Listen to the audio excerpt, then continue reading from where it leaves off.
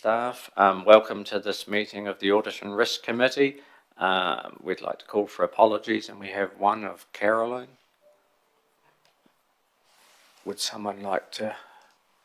Thank you. Oh, did you push your button? No. Oh. Lane, thank you. Seconder. Tony, thank you. All those in favour? Carried, thank you. Extraordinary business? I know of none. Declarations of interest? No. Confirmation of the minutes from back on the 25th of the 10th? No. 9th of November, sorry. Yes, reading what was in front of me.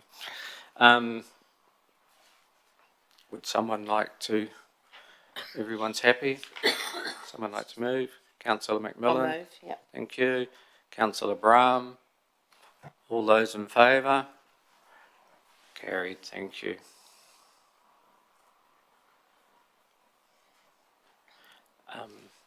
We have a new report today of the management of accounts receivable,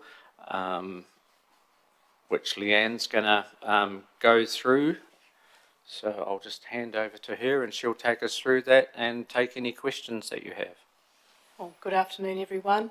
So this, as the Chair has said, our first go at presenting the accounts receivable, and it's comprised of both sundry to give you that feeling of what our level of debt is or outstandings is and what we're doing to manage that. This is a very much work in progress, so we're taking your ideas on what you want from this.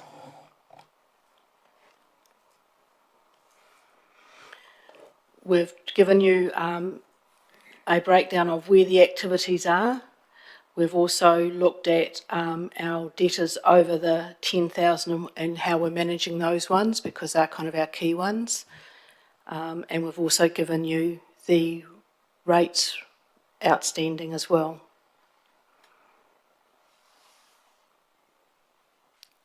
Happy to take questions. Any questions there, councillors? Councillor Todd? Oh, thank you. The Resource Recovery Park debts, how do we get, this is just a newbie asking the question, how do we get bad debts here? Like when you go there, you pay, and then you don't contract. I can only assume that is contractors. Okay. Because it won't be the individual that pops in to use it. No. So they'll be more commercial. Yeah. And just one, the rental debts, are they mainly relating to like Glasgow lease or tenants or? Less so tenants, or commercial tenants, Glasgow leases, yes. Okay. So with that rental one, there is one that is over $10,000 that's in arrears. Correct. Okay. Mr. Mayor? There's one over $50,000 too. Correct. But my questions around animals, $49,000, 3 months. And I focus more on the 3 months ones than the 1s and 2s, because some will just be a bit tardy, but then it's about the 3 months as being too tardy. What would $49,000 be for animals? Hopefully Loretta's going to walk in the room any moment, but my understanding is it's multiple, it's not necessarily one person. I'm just going to check that. I don't believe it's just one, and it may be timing. I need to look into that one a bit further and come back to you on that. The thing, I'm thinking of animals, the only animals we have are dogs. Correct. I believe so. Yeah. I need to check that it's not, because we raise the invoices for dog registrations on the close, I'm going to say the 1st of July, but close to. So it could be that some haven't paid that and they've still got, and of course they'll get penalties, I'm pretty sure. But they'd still be within that financial year. Yeah, because if the dog died, you're still giving them an invoice for the dog, and they just haven't let us know that they died. there'll be a combination of some of that. There'll be some where they've moved out of town and not notified us, and we haven't picked it up on the National Dog Register. I know when I moved here, my one popped up on both, so they got clarity on my address. Just Neil Okay, Jane money's just there, has an mate. answer, may have an answer for you. The money's there, you're never going to get. Jane? Thanks, Mr. Chairman. We do vigorously follow up all the people who do not pay registration. We print out all of the names and addresses, and the contractor chases them all. When we hit a certain date after the registration period is closed, we then also start infringing. We don't do that straight away because quite often the reason they haven't paid the registration is because they're broke, so if you hit them with an infringement as well. But when you get to a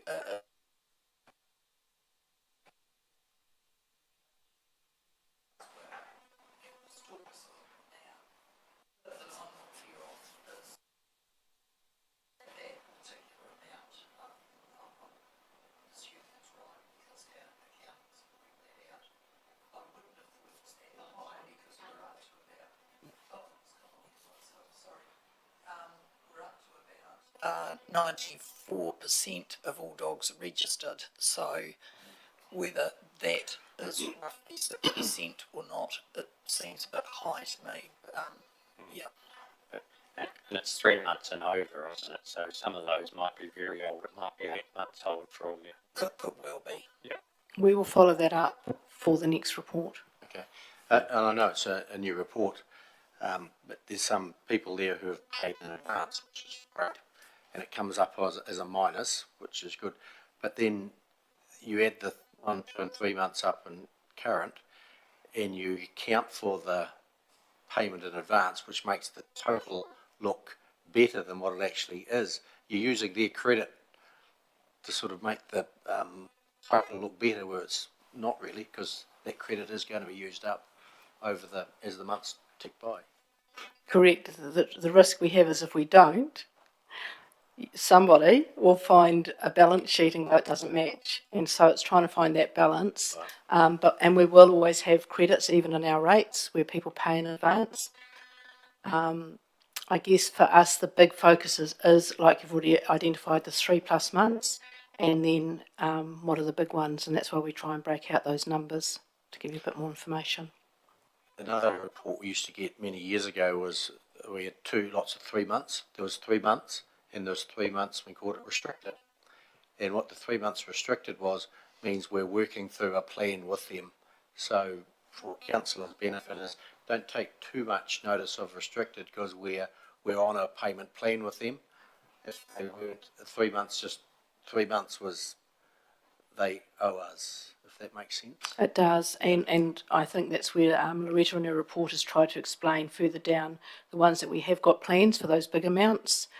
For a lot of our rates, even if they're outstanding, yes, they often will have payment plans.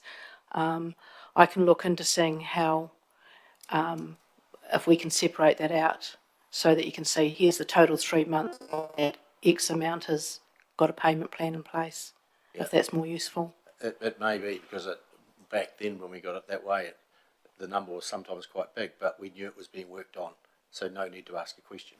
Cool. Yeah. We can take that on board. Yeah. Thank you. Welcome, Murray and Loretta. Thank you. Yeah, that's fine. Not probably something you want to own up to. There's a water billing one there, which I now see has been cleared, but I'm just interested to know there was a 2-month one of 34,000 and 3 months and over of 93. How we bill that much water when where did that come from? No, your microphone, thanks.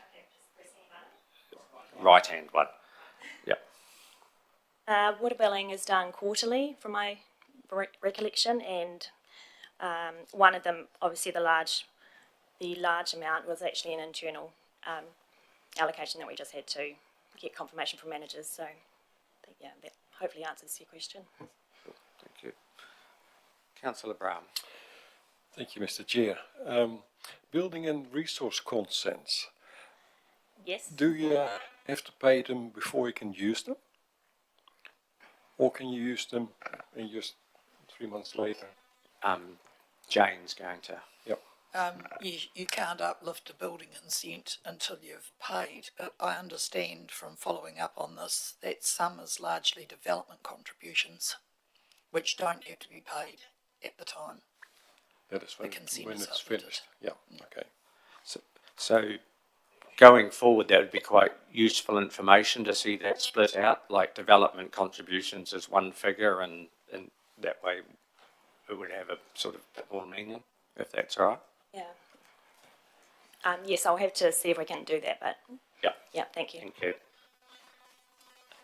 I think this information is really good information for us to get. Gives us a rounding and a sounding of where we're at. So yeah, it's a good report.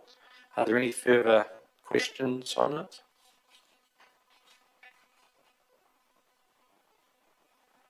Oops.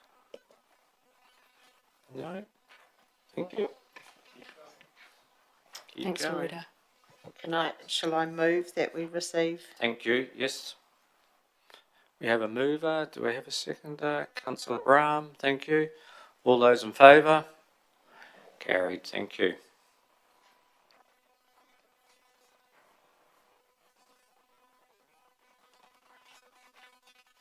And are you going to handle the civic financial services? Thank you. Good afternoon. I'll cover that one as well. In fact, I'll cover, I think, the next couple. So this is purely for information. It's a statement of intent for civic financial services. Happy to take any questions.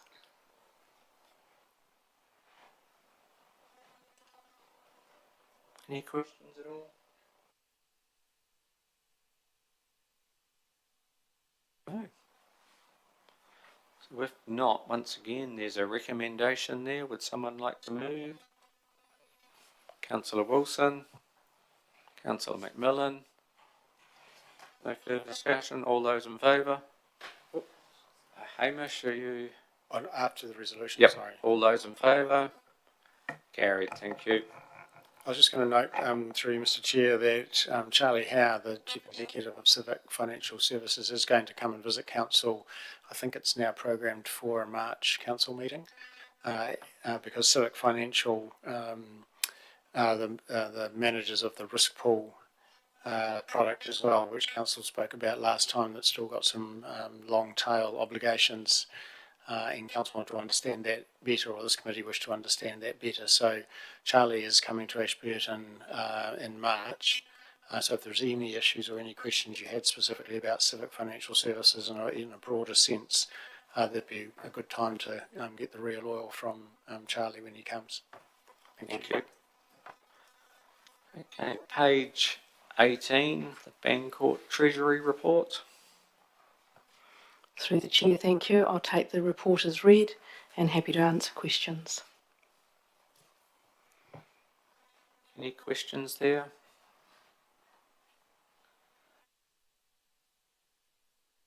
No. Once again, we have a recommendation. Someone happy to move? Councillor Brahm. Murray has seconded it. All those in favour?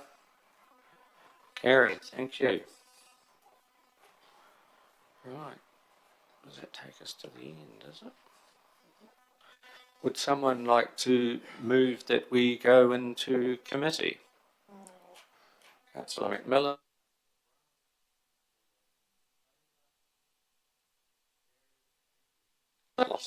Lost my. Oh no, it came back again. Gremlins.